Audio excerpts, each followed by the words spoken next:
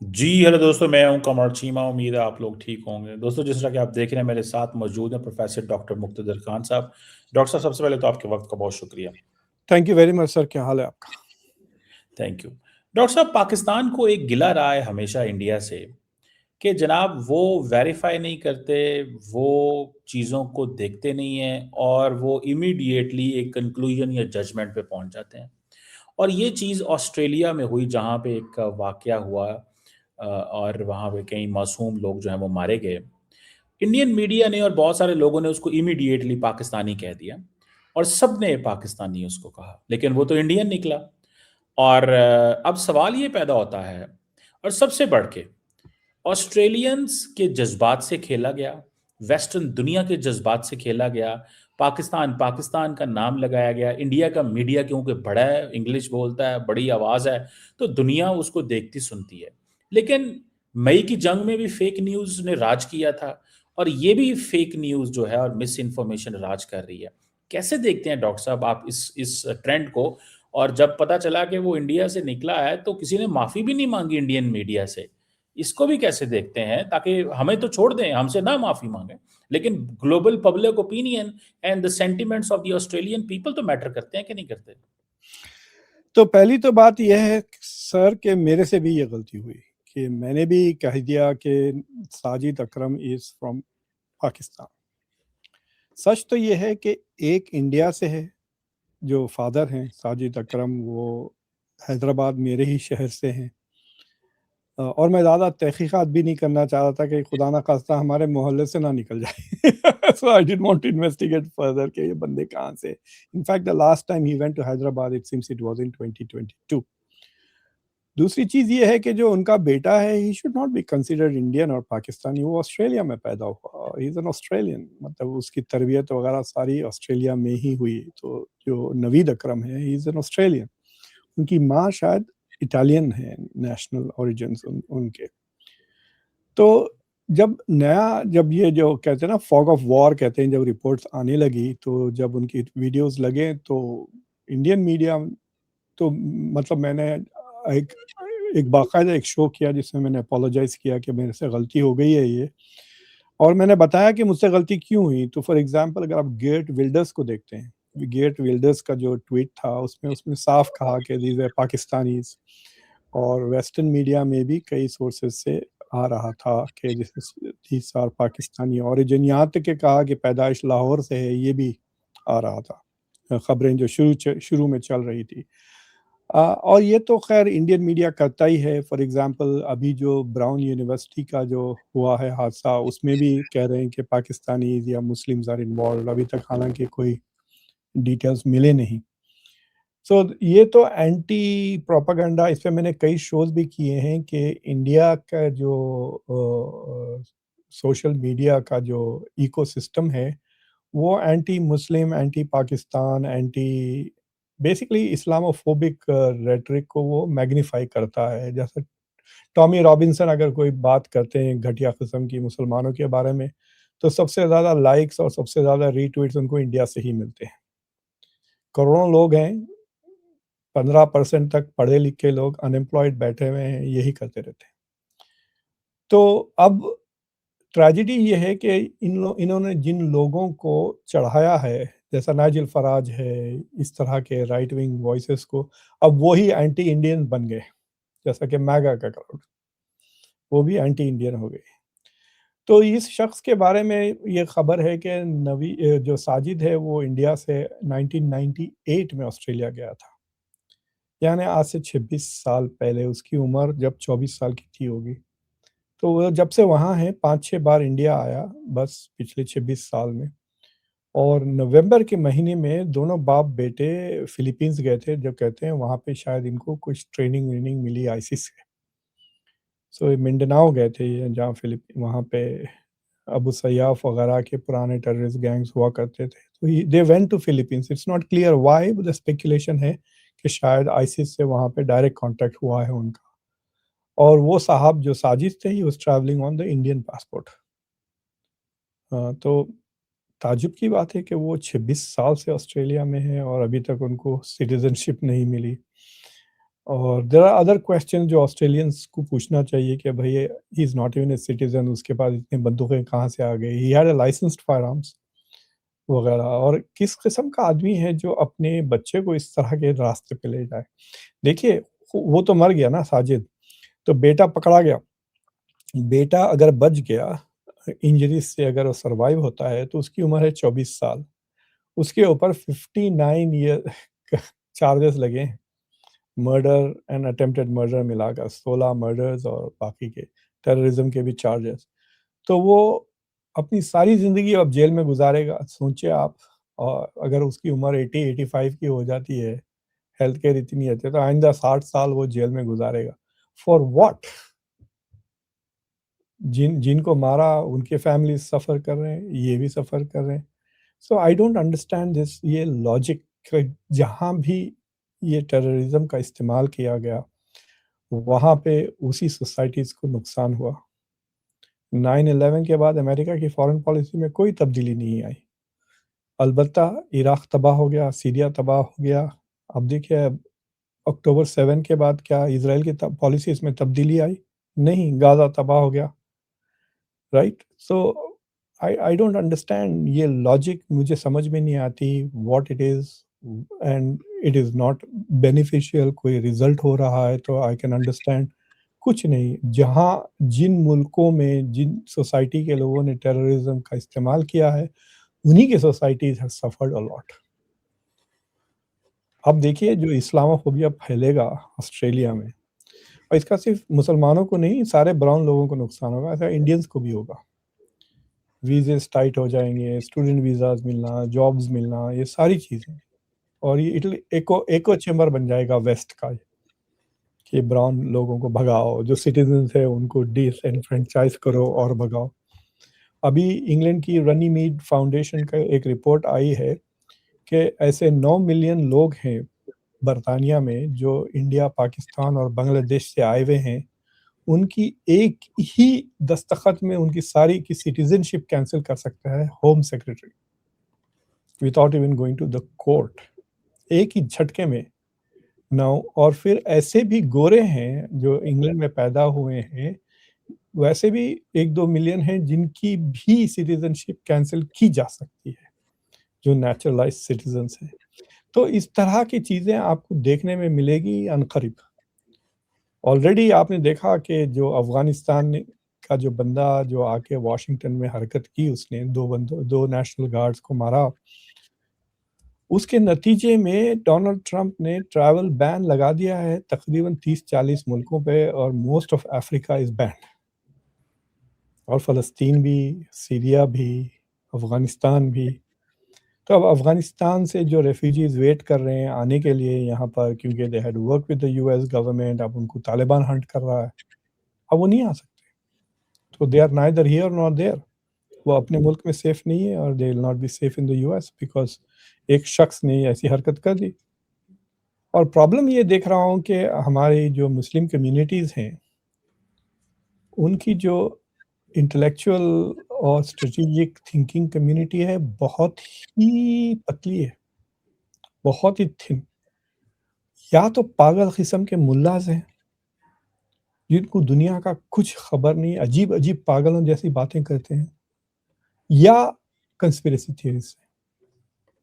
पढ़े-लिखे लोग, पीएचडीज़, जर्नलिस्ट, ये वो, they are indulging in all kinds of conspiracy theories. क्या भई आपको एनालिसिस सिखाते नहीं है स्कूल में? पढ़ते मतलब मास्टर्स करे हुए हैं इंटरनेशनल रिलेशंस में, डू योर स्टफ, सीखो, जो सीखे करो। ये जो कंस्पिरेसी थियरी से कुछ नहीं होने वाला। ठीक है, आपने कह दिया कि वो सीरिया का प्रेसिडेंट इज़राइल का एजेंट है, great, okay fine, now what? आज़ाद हो गया सीरिया, आप आज़ाद हो गए, like there is nothing going forward, ये इसका एजेंट है, ये उसका एजेंट है। अरे! एनालिसिस ऐसा थोड़ी होती है, you have to understand what it is serving. अब जैसा इन बंदों ने क्यों किया ये? It's a huge problem from Australia. वो कंस्पिरेसी थ्योरीज़ में नहीं जाएँगे, they are looking at the evidence. Evidence है कि they have been radicalised by ISIS on the internet.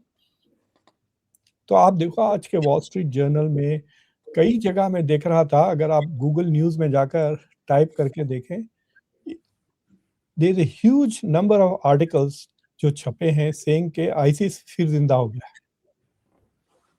और उसका नतीजा इज नॉट ओनली ये बंदे बट देयर आर जो सीरिया में जो अटैक हुआ यूएस के ऊपर वो भी आईसीसी से हुआ ना, जो 2 अमेरिकन सोल्जर्स और एक इंटरप्रेटर शायद मारा गया। तो वो 3 वहाँ मारे गए और यहाँ पे ऑस्ट्रेलिया में 16 यहूदी मारे गए। एंड दे आर सेइंग कि this is the resurgence of ISIS. What is also interesting is कि किसी ने अफ़गानिस्तान का नाम नहीं लिया कि ये आईसिस का जो इन्फ्लुएंस आ रहा है, ये कहाँ से आ रहा है? जी। बिल्कुल डॉक्टर साहब, ये आईएसएस जिंदा हो गया और डॉक्टर साहब इस पे भी मैं चाहता हूँ आप कमेंट करें कि आईएसआईएस जिंदा हो गया और इसके पीछे कोई नहीं जा रहा। दहशतगर्द जमातें जो अफगानिस्तान में थीं, अमेरिका ने कहा कि जी कमिटमेंट तो कोई नहीं ली तालिबान से, वैसे ही भाग गए। उस वक्त सिचुएशन क्या बनी, आज वहां पे आईएसएस भी मौजूद है, सारी मौजूद हैं। आईएसआईएस मिडल ईस्ट में भी एक्टिव है, यूरोप में एक्टिव है, साउथ ईस्ट एशिया में एक्टिव है। तो do you see foresee any again, वो जिसे कहते हैं ना, उस वक्त तो अमेरिकन और वेस्ट कहता था जेनरेशनल स्ट्रगल अगेंस्ट एक्सट्रीमिज्म। तो ये कोई नई स्ट्रगल या कोई नई रैंट या रैट्रिक या कुछ नया इनिशिएटिव्स आएंगे कि आईएसआईएस को कैसे जो है वो एलिमिनेट किया जा सकता है? क्योंकि इन दहशतगर्द ग्रुपों को तो डॉक्टर साहब स्टेट्स भी इस्तेमाल करती हैं। Pakistan is a victim. इन दहशतगर्द ग्रुपें जो अफगानिस्तान में बैठे हुए हैं, पाकिस्तान उसका डायरेक्ट विक्टिम है। हमारी तो, और आपको पता है कि एक पूरे का पूरा $7 अरब का जो असला रह गया था, वो सारे ये दहशतगर्द ग्रुप्स इस्तेमाल करते हैं और हम तो डेली बेसिस पे इसके ऊपर लड़ रहे हैं। तो उन प्रॉक्सीज को तो आपको लगता है कि कोई नई, वो जो अमेरिका ने 2002 में कुछ शुरू किया था, एक नया कुछ शुरू हो सकता है, या क्या आप समझते हैं कि भूल जाएंगे फिर ऐसा होगा? पहले तो ये बात ना भूले कि आपने तालिबान की बहुत ज़्यादा मदद की थी। वो तो फ़ेमस है ना, वो होटल में जो जाके आपके मिले थे आईएसआई के लीडर वगैरह सेलिब्रेट करने कि हमने पाकिस्तान ने तालिबान को जिताया। तो ये आपके ही एसेट आपके खिलाफ हो गए right now, that is the सबके रियलिटी। एसेट थे, ये तो अमेरिका के भी एसेट थे डॉक्टर साहब, हाँ, 2000 में। मतलब बट लेकिन दे आर नॉट इनके भी एसेट थे। तो अमेरिका एसेट हमने को अकेले उतना तो नहीं बनाए। हाँ, बट यू मस्ट रियलाइज़ कि अमेरिका को उतना डैमेज नहीं कर रहे हैं वो जितना आपको कर रहे हैं राइट? नहीं, बिकॉज़ दे आर अमेरिका से फार तो अवे। दूर है ना। हाँ, वैसे तो अमेरिका लड़ने ही इनसे आया था, और क्या है, मतलब हमें क्या डैमेज कर रहे हैं, अमेरिका भी तो इनसे लड़ने आया है। नहीं बट द प्रॉब्लम ये है कि एक तो मतलब आईएसआई का जो इश्यू है, मतलब आई कैन अंडरस्टैंड कि there are some root causes जिससे मुस्लिम दुनिया में गुस्सा है, जैसा कि अब गाज़ा का जेनोसाइड हो गया, जिसकी वजह से मेरा अभी भी ये मानना है कि वो जो बाप-बेटे मज़े की ज़िंदगी गुज़ार रहे थे वो ऑस्ट्रेलिया में सुकून से, फिर एकदम रेडिकलाइज़ इसलिए हुआ कि they must have been following, रोज़-रोज़ वीडियोज़ देख रहे हैं, बच्चे मर रहे हैं, औरतें मर रहे हैं, उनको गुस्सा चढ़ते गया and then they got radicalised and then once they go over the bump, फिर वो अपनी ज़िंदगी की भी फ़िक्र नहीं करते हैं, they went and basically went and did this attack. तो वो तो इश्यूज़ अभी भी चल रहे हैं। मार्जिनलाइज़ेशन, ऑपरेशन आज मैं देखा कि इंडिया में शायद हिमाचल प्रदेश में एक मस्जिद तोड़ने की धूम चल रही है। अब इस तरह करते रहेंगे तो लोग रेडिकलाइज़ तो होते ही रहेंगे, ठीक है? But there is also should be some learning कि 9/11 के बाद जो हुआ, हमास के अटैक्स के बाद जो हुआ, खत्म हो गया। हिज़्बुल्लाह की हालत देखिए, हूथीज़ की हालत, ईरान की हालत देखिए, ईरान की तो अब मैं क्या बताऊँ, ईरान की तो है ज़मीन पे ला के रख दिए ना, ऊपर से नीचे। तो so so there has to be some kind of an reflection on how terrorism has failed to achieve its goals, and terrorism has caused more problems than good. Moral agenda तो छोड़ ही नहीं, ये बिल्कुल इस्लाम के खिलाफ है। कुरान की एक आयत है, 33rd आयत है सूरतुल माइदा की, जो कहती हैं कि ये जो मुफ़्सिदून हैं, ये जो ज़मीन में फ़िसाद करते हैं, उनके हाथ, पाँव काट कर इनको क्रूसिफ़ाई कर दें। ये है सज़ा टेररिस्ट की इस्लाम में। 533 this is after the famous 532 आयत, जो कहती है कि anybody who has killed an innocent person is like killing all of humanity, यानी एक मासूम की जान लेना सारी इंसानियत को मारने के बराबर है। तो ये तो कुरान में साफ-साफ लिखा हुआ है। ये क्यों नहीं पढ़ते ये लोग कि आपने बच्चों को मार दिया, औरतों को मार दिया, वहाँ जाकर 16 लोग मारे गए। अगर उसमें एक भी इनोसेंट है, यानी उसने कभी सपोर्ट ही नहीं किया। कितने ज्यूस क्रिटिसाइज़ करते हैं इज़राइल। ये यही बॉन्डी बीच पर जब प्रोटेस्ट हो रहे थे शूटिंग के बाद, तो एक यहूदी औरत कफ़िया पहन के आ गई फ़लस्तीनी।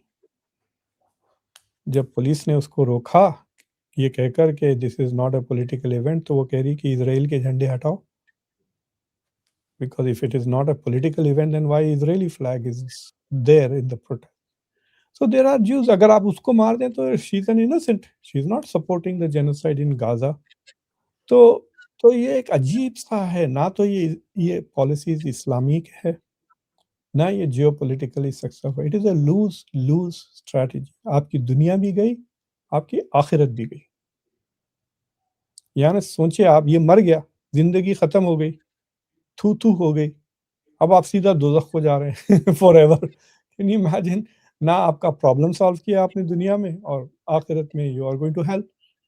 सो I don't understand why this is very simple. मेरे लिए this is so simple to explain कि why can't our mullahs also tell these people कि ये बिल्कुल ही गलत चीज़ है। And then they turn on Muslims and they turn on their own countries. ISIS ने कभी इज़राइल पे हमला नहीं किया। कभी याद है आपको? नहीं। किसको मारा है आईसिस ने? मुसलमानों को ही तो मारा है। इराक में हज़ारों की तादाद में शिया को मारा है। अब आप लोगों को मार रहे हैं। कभी-कभी इधर-उधर यूएस पे थोड़ा बहुत इधर-उधर अटैक कर लेते हैं वो। But that is not the same scale जिस स्केल से वो अपने ही लोगों को मारते हैं। जितने टेररिस्ट ने मुसलमानों को मारा है, किसी ने नहीं मारा पिछले 20 साल में, जब से ये अफ़गान जिहाद वगैरह जो शुरू हुआ है। So this is such A sick society बन गई है हमारी। एंड उसका ये नतीजा है। मुझे लगता है कि even God is not interested. फरिश्ते जाके शिकायत करते होंगे, देखिए सर मुसलमान इनसे बात मत करो यार मुसलमानों की। I don't want to hear anything कि ये इतनी घटिया, ना तो तरक्की पे फ़ोकस, किसी चीज़ पे नहीं। देखिए, when we are talking about, दुनिया में आजकल कन्वर्सेशन किस बात पे चल रहा है सबसे ज़्यादा? Artificial intelligence, rise of China, global supply chains. कहाँ है मुसलमान इन सारे में ग्लोबल एजेंडा के डिस्कस? ये वही कर रहे हैं जब इनको वेस्ट अप्रोच करता है। जब इंडिया यूएई जाता है और कहता है कि चलो लेट्स इन्वेस्ट इन एआई, तो फिर यूएई उचकता है। या अमेरिका जब उनसे कहता है कि let's do this, let's do that, तो उचकते हैं। भाई आपके पास जो अमेरिका के साथ जो डील हुई है विद रेयर अर्थ मिनरल्स की डील हुई थी, याद है आपको? और फिर पाकिस्तान को कुछ $100 मिलियन का या कुछ ग्रांट भी मिला टू डू स्टार्ट इन्वेस्टिगेशन। उसके बाद डोनाल्ड ट्रंप ने एक नया इनिशिएटिव अनाउंस किया, जो आपने देखा होगा, right? PACS silica. Silica. PACS silica में पाकिस्तान का नाम नहीं है। कोई ज़िक्र नहीं आ रहा मुझे। I have not seen any discussion from anybody कि पैक्स सिलिका में पाकिस्तान का क्यों नहीं है? Pakistan has already signed an agreement with the US for लेकिन शेयरिंग। हमारा तो नाम कैसे होगा? हम तो रॉ मटेरियल तो अमेरिका दुनिया के 100 मुल्कों से लेता होगा। तो रॉ मटेरियल से तो नाम नहीं आएगा। नाम तो आपका आएगा if you provide any technical service, अगर आपके पास ऐसा that's what I am ecosystem. Trying to tell you कि यही है सिर्फ इंडिया का भी नहीं है। हमारा यूएस तो सिर्फ सिर्फ नहीं है, इंडिया का भी नहीं है, और इंडिया। सारा क्वाड है विदाउट हाँ, इंडिया। विदाउट इंडिया वो तो मैंने भी पॉइंट आउट किया है, बट इंडिया का it's a political decision not to include India. लेकिन आपके साथ तो रिश्ते आजकल तो इंडिया के रिश्ते खराब हो रहे हैं ना अमेरिका के साथ। इसलिए it's not because India can not contribute. For example, अगर आप डोनाल्ड ट्रंप का जो एआई का एडवाइजर है वो इंडियन है। अभी जो नया जो गूगल का एआई का जो मेन पर्सन आया वो भी इंडियन है। गूगल का सीईओ भी इंडियन है। लेकिन जो एआई का सीईओ है गूगल या माइक्रोसॉफ्ट का, एक नया डिवीजन खुला है which is just focused on AI, वो भी इंडियंस ही हैं। So what I'm trying to say is that the Muslim world is not part of the main conversations of this planet. उनकी दुनिया अलग ही लगी है, like they are not in touch with the real world, ऐसा लग रहा है मुझे। बस अपनी अपनी धुन में चल रहे हैं, they are falling behind on everything. ये तेल का पैसा नहीं होता तो कुछ नहीं होते, कुछ नहीं रहता। Without the oil money, there would be nothing there. Like, what would be, anybody would want to talk to the Muslims for what? मतलब सोर्स ऑफ प्रॉब्लम बने हुए हैं, नॉट सोर्स ऑफ सॉल्यूशंस। अब देखिए इमिग्रेशन जो backlash हो रहा है यूरोप में, a lot of it is because of Muslims. हम्म। लेकिन वो डॉक्टर साहब अगर इसको भी थोड़ा सा अगर हम वो जैसे कहते हैं ना और पीछे चले जाएं तो बात तो आएगी फिर सोवियत यूनियन को ख़त्म करना था, फिर तालिबान बनाने थे, एक ब्रांड ऑफ स्कूल जो जो हिलरी क्लिंटन ने कहा वहाबी ब्रांड ऑफ इस्लाम हमने इंपोर्ट किया, वो लीथल था, उसने फिर तकफीर जनरेट की, फिर मिडल ईस्ट में तकफीर बनी। तो अगर उसके ऊपर जाएं तो मतलब वो तो अब इंडियंस तो सारा हमें इल्जाम लगा देते जी पाकिस्तान पाकिस्तान पाकिस्तान, ठीक है। लेकिन जस्ट बात सुन लीजिएगा। एंड देन जो अमेरिकन ने वहां पे किया और उसके पूरा एक सिस्टम क्रिएट हुआ, एंड देन वो फिर लड़ने आ गए, पहले 20 साल क्रिएट किया, फिर 20 साल लड़े, और फिर हम भी साथ मिल गए, सारे साथ मिल गए, क्योंकि वो बड़े हैं तो बस बड़े हैं। तो मतलब सवाल ये पैदा होता है कि अब बड़ी ताकतों की जो लड़ाइयां होती हैं उसमें हमारे जैसे मुल्क तो कुचले जाते हैं ना, हमारे मुआशरे कुचले जाते हैं, हमारे लोग कुचले जाते हैं, हमारी सोसाइटी तबाह और बर्बाद हो गई।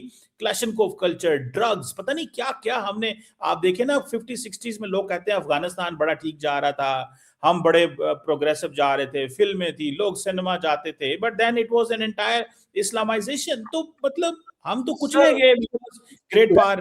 लेट्स से कि मैं कोई शहर जाता हूँ विजिट करने के लिए, मैं ऐसा कोई हरकत नहीं करता बट मिसाल दे रहा हूँ, और मैं वहाँ पे किसी लड़की को पटाकर उससे फ़ायदा उठा लेता हूँ और फिर मैं चले जाता हूँ। तो दैट डज़न्ट मीन कि वो प्रोस्टिट्यूट बन जाए, सारे शहर के साथ सो जाए और उसको बुरी-बुरी बीमारियाँ हो जाए उसमें मेरा क्या कसूर है? सही मैंने कह तो रहे एक्सप्लॉइट, तो पाकिस्तान का तो वैसे ही हाल हुआ ना कि ये ड्रग्स हैं, वगैरह। लेकिन डॉक्टर साहब अगर आप जस्ट मैं I want to give a rebuttal on this, बड़ा इंटरेस्टिंग पॉइंट आपने उठाया। जी, A country which got independence in 1947 is ji. going through every kind of a crisis जो किसी भी नेशन में होते हैं। मतलब अमेरिका चले जाए आज से 300 साल पहले किस तरह की चीजें थी, हम एक नई सिचुएशन में आए, ना हमारे पास कॉन्स्टिट्यूशन, ना पूरी डेमोक्रेसी आ सकी, ना सिस्टम चला, और ऊपर आपके फिर डिक्टेटर आ गए, ऊपर आपके ग्रेट पार कंपटीशन आ गया, उसने तो हमें और। लेकिन मतलब you must appreciate we didn't become Syria, we didn't become Iraq, we didn't become any Libya. हम वो नहीं बने, हम एक रिस्पॉन्सिबल न्यूक्लियर रियासत भी रहे, अभी हमने एक बड़ी जबरदस्त जंग भी लड़ी है, we are still relevant in whatever way. हमारे हमने कसूर हमारे बड़े हैं अपने, जी। लेकिन हम बाकी अरब मुल्कों की तरह हम जाके किसी के पांव पड़ के अपनी सिक्योरिटी नहीं मांगते उनसे। हमने उस मामले में अपने आप को जो है ना वो रखा हुआ है, उसकी वजह कोई भी हो, लेकिन इतना आप अप्रिशिएट हमें जरूर कर दे। नहीं, see it depends on who your role model is ना। अगर आप लीबिया की तरफ देख रहे हैं तो इट्स रियली, मतलब किसके लिए लीबिया रोल मॉडल बन सकता है? सीरिया, ये तो इबरत के मकाम है ना, ये तो इबरत का मकाम है। इंडोनेशिया को देखो आप, मलेशिया को देखो, अगर आपको मुस्लिम दुनिया में रोल मॉडल चाहिए। Even Turkey is not in a bad shape, मतलब अर्दोगान ने थोड़े बहुत बड़े-बड़े गलतियाँ की हैं पिछले 4-5 साल में, but they are still surviving, उनकी इंडस्ट्रियल बेस है, उनकी मतलब इकोनॉमी इज़ डूइंग वेल। आप तो गए होंगे, देखे। जब मैं टर्की जाता हूँ तो मुझे ऐसा लगता है कि ये एक ही मुस्लिम कंट्री है जहाँ कुछ चलता है, things work. You get that feeling, right? But what I am trying to say is that के आई थिंक के the Muslim world has to change its entire discourse fundamentally.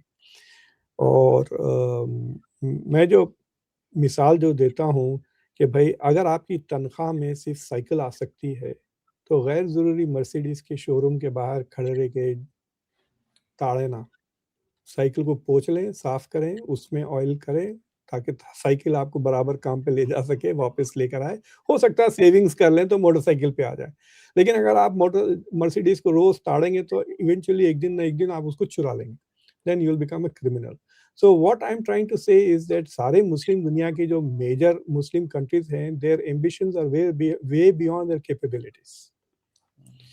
और वो कैपेबिलिटीज़ और एम्बिशन का जो गैप भरते हैं, they use terrorism to fill that gap, and I think that is something they need to get over it. ठीक है?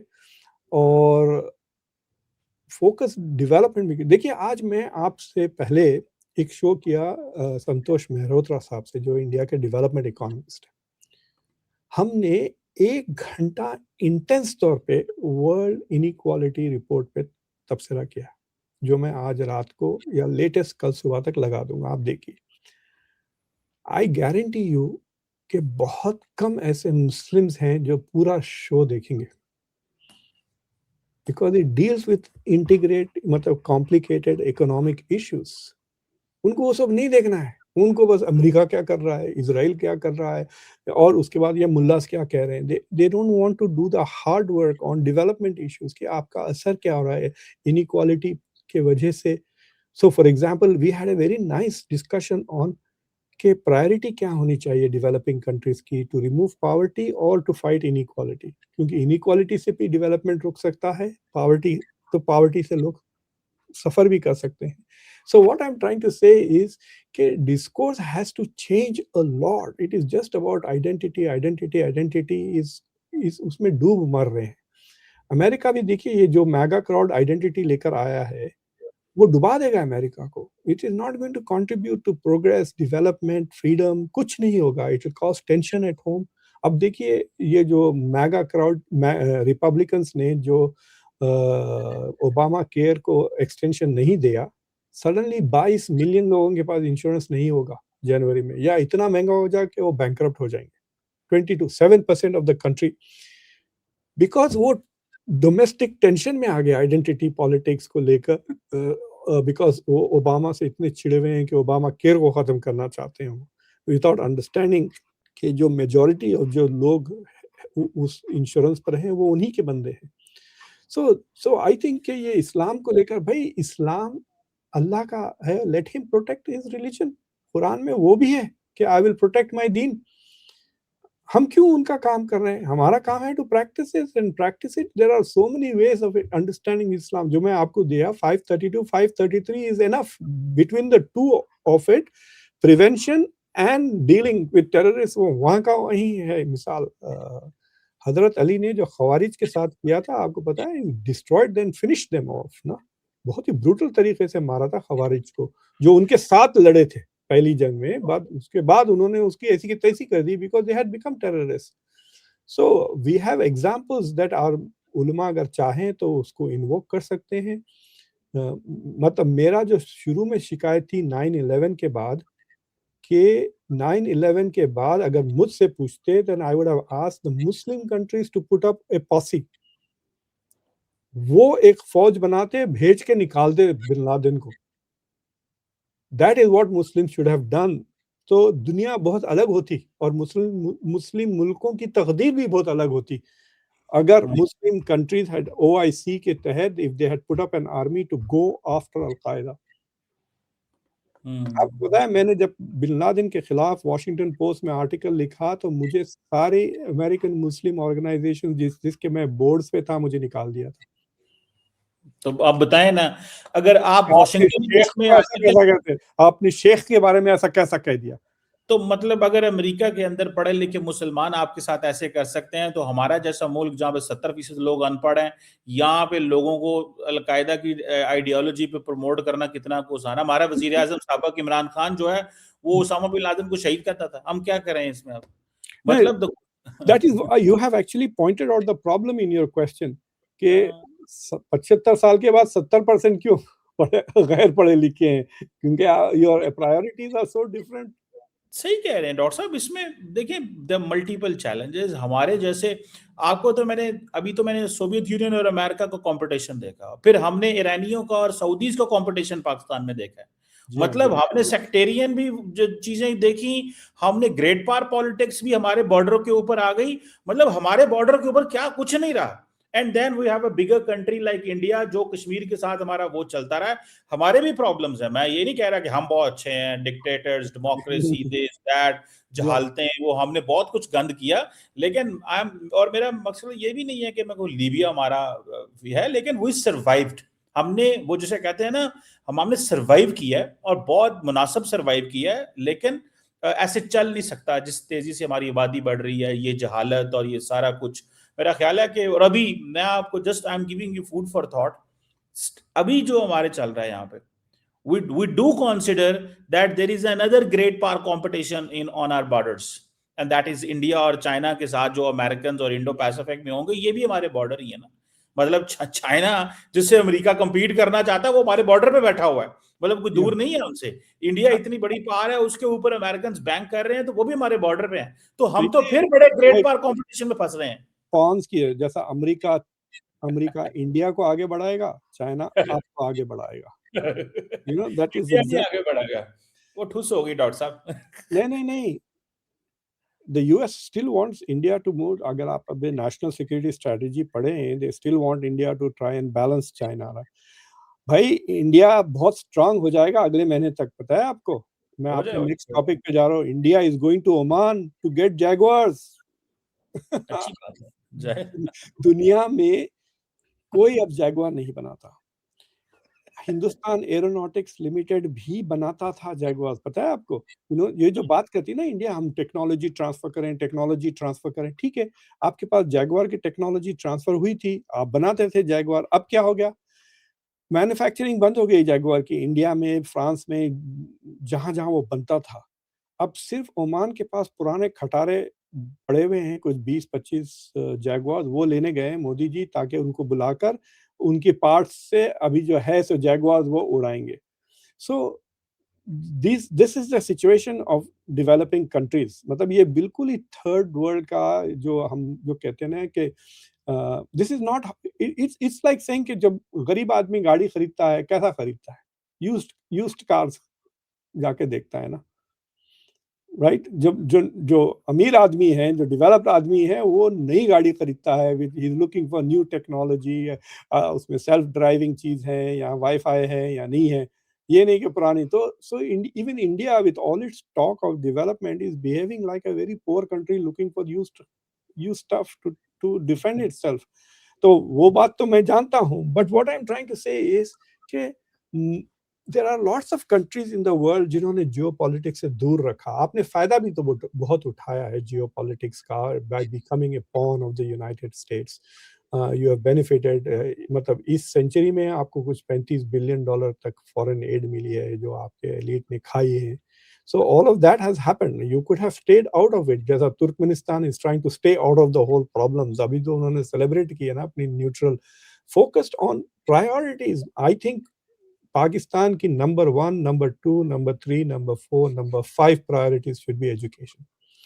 Education और not religious education. अगर आपको मुसलमान बनना है, आप कुरान घर में रट लीजिए और पढ़ें। Just focus on things that will make you a good citizen, will make you to deal with the education। आपकी जो सोल की एजुकेशन है, आप वो वीकेंड्स पे संडे स्कूल में पढ़ लें, बट जो मेन स्ट्रीम स्कूल्स हैं, they need to just remove जहालत। You need to bring people forward, वरना it is going to be a crisis. भाई आपका जो पॉपुलेशन का एक्सपेक्टेशंस है 2050 तक आप 500 मिलियन हो जाएंगे। It will be the third biggest country after India and China population wise। वो जो गोल्डन सैक्स का जो प्रेडिक्शन है कि Pakistan will be the 6th biggest economy in 2075, it is because of the population। हाँ, जैसे इंडिया भी तो, मैं अगले दिन एक स्टैटिस्टिक्स देख रहा था ऑफ द टोटल जीडीपी, जो इंडिया की $4 ट्रिलियन की है, the 57% of the GDP is the domestic consumption की वजह से। हाँ, which is actually a good thing, then they don't have to depend on trade।